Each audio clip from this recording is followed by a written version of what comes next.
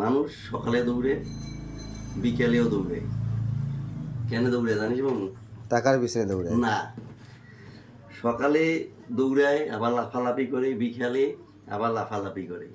কখন করে? যখন মানুষ কঠিন রোগে পড়ে। এটা কেন দৌড়ে? ব্যায়াম করে শরীরের। ডাক্তার কইতে ব্যায়াম করে, তাই সকালে উঠে দৌড়, লাফালাফি, আবার বিকেলে উঠে দৌড়, লাফালাফি।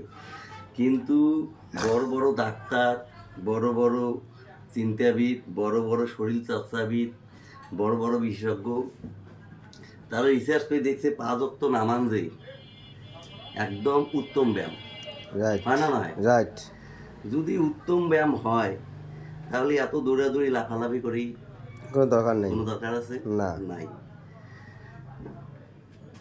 নামাজ পড়লে 3টে উপকার আছে। একটা আছে উত্তম ব্যায়াম, 2 নম্বর আছে এহকালে শান্তি, পরকালে আর 3 শান্তি, নম্বর আছে পরকালে মুক্তি। মুক্তি।